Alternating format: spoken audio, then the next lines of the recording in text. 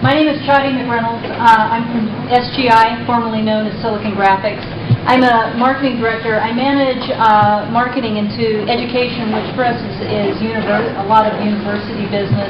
I also manage the sciences, which includes chemistry, pharmaceutical, medical, and environmental. But today I'm going to be here talking about learning on demand, and I'll kind of get to what that means in a few minutes. So you understand, I come from kind of a university, I feel right at home here. Most of my customers I visit are in buildings, most of them aren't quite as nice as this, but I do visit a lot of university campuses around the world. So I have a leaning and a focus on universities, but as you can see, what I'm here to talk about kind of expands past universities.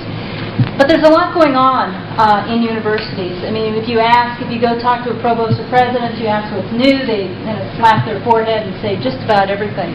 Everything is changing in universities and in education.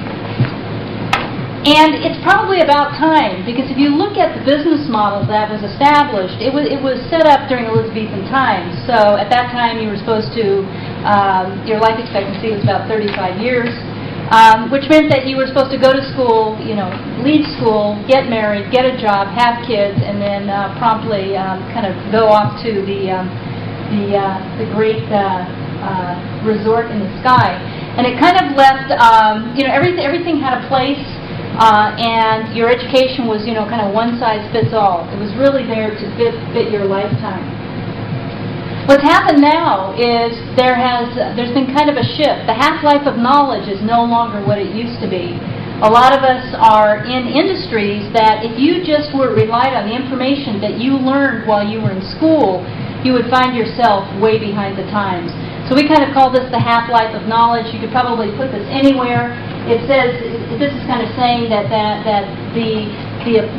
knowledge that you gain if you're in a technical environment kind of degrades over the years. If you're technical, it degrades even faster. I have an art degree, so my degree lasted a little bit longer. But in fact, when you leave college, you can't just expect to use what you learned in those 4 or 6 years and expect to be current. So it's creating kind of a new paradigm. There is also the students. The students coming into the universities are a different breed of students. They're kind of the Nintendo generation. They're used to using technology. In fact, if you talk to some parents that have kids in school, if they're literate, a lot of times you'll find that the system administrators in the 2nd, 3rd, 4th grade are kids that are doing it. The teachers don't know how to do it, but the kids know how to do it. They're very open to it. They've been exposed to it at a young age. They're used to using technology in their everyday life. Like one person told me when he was 55 years old, when he does something on the internet, he always looks over his shoulder so he can tell somebody how brilliant he is. And he has a 32-year-old son. When his son does it, he just totally gets immersed in it, sits and hacks and opens shells and creates scripts and is really into technology. But his 24-year-old daughter just uses it like she uses the telephone. It's just a part of her life. And that's kind of what's happening with the students coming in school. It's just part of their life. And that's put quite a bit of pressure on institutions. The student is no longer just, the 18 to 22 or 23-year-old. A lot of times it is a student who's coming back for a refresher course. Maybe he's retired and coming back to become a philosopher, something that they didn't have time to do when he was trying to, buy a house, get a job, raise his children. And it isn't always, it could be a student who has graduated from the institution but now wants a master's degree or wants a refresher on his technology. It isn't always, sorry about that, I kind of stacked those chairs, my stuff on it over here. It's a learning experience that also can be just in time. So it is that you may have a need to know something. It isn't something you want necessarily to sit in your mind and be there, but you want to know where you can get the information when you need it. This is very applicable. We do training projects with the Army. The Army doesn't want to, or does not have the ability to teach a lot of 19, 20, 25-year-olds some information. They want to teach them when they have them there in front of them. If they're going to go do something, they want to give them that information right now. It's not something, because it'll change if they only train them every 6 to 9 months. So it isn't always going to be seen as an experience that's going to happen in a classroom. The institutions themselves are changing. Not only is business model based on a very old business model, but there's a lot of business needs that are changing. There's a need to kind of increase the bricks and mortar. Everybody talks about needing more classrooms. There is a boomlet. There's a kind of a bubble of students going through. Universities are trying to figure out how can they create more classroom space for these students.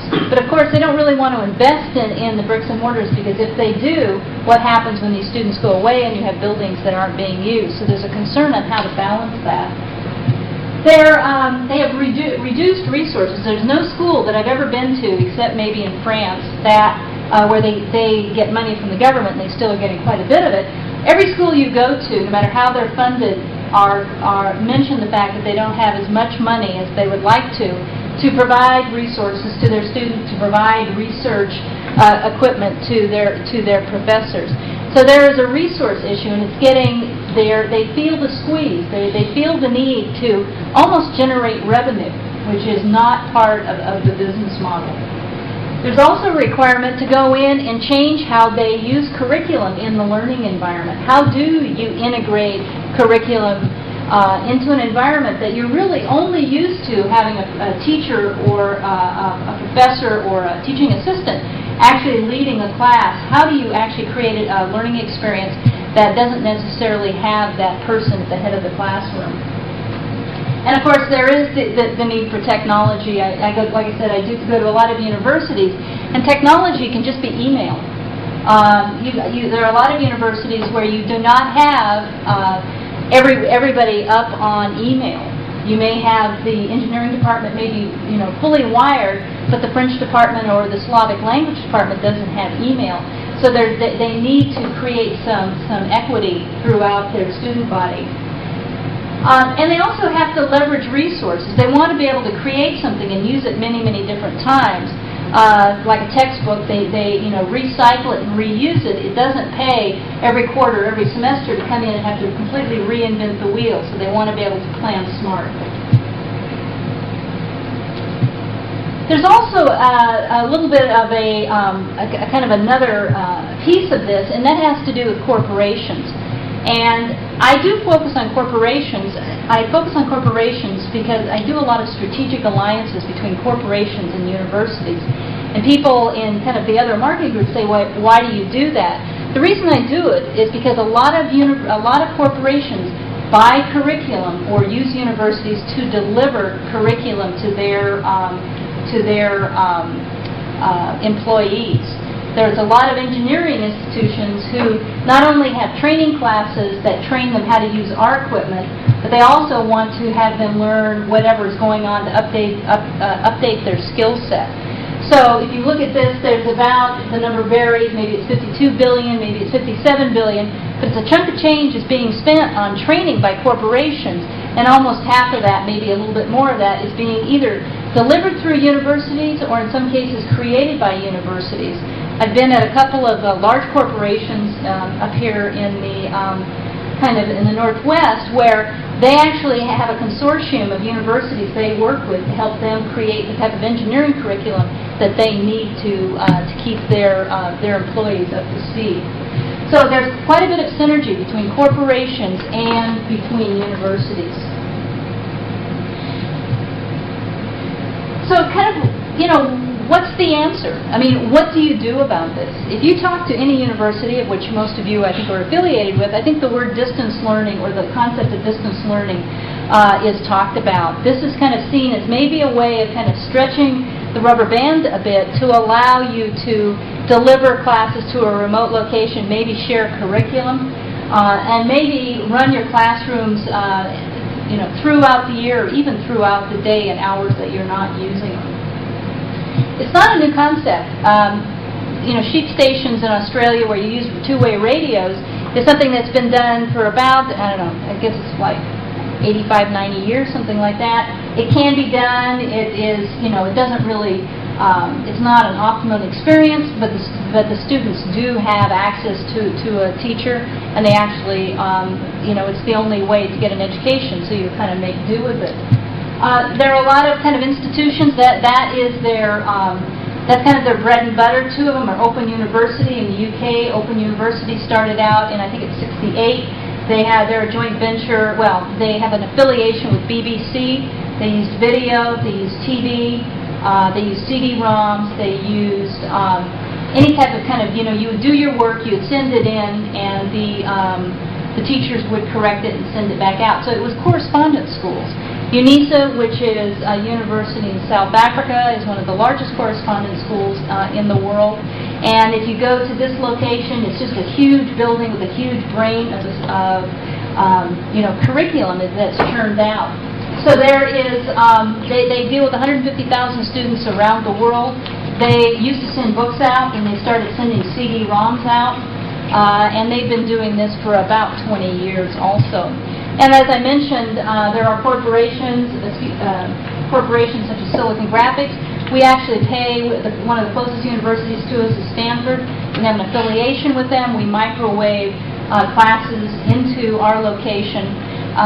But that isn't quite working right, because they always, it's a live feed that comes into our office, and it comes in at 10 o'clock in the morning. Well, if you know engineers, 10 o'clock in the morning is like the first thing of the day for them. Most of them get in around 10 o'clock, and there's meetings, and they need their coffee, etc., and they really don't have the time to sit down and take the class. So a lot of times we've paid tuition for them, and they just don't finish the class because we call them into planning meetings, or they are behind a deadline and they need to make it. So when their day finishes at 9 or 10 o'clock at night, they're ready to take the class, but guess what? Nobody's teaching at Stanford anymore. So this type of situation has created, a lot of infrastructure put in place and not used very much. If you look at distance learning, again, it's just having information in one place. A library is a perfect example of it. You can pick it up and take it home with you and read it. But that's never solved anybody's problems either, because for some reason students don't tend to pick it up and read it maybe as much as they should. You have to kind of create a learning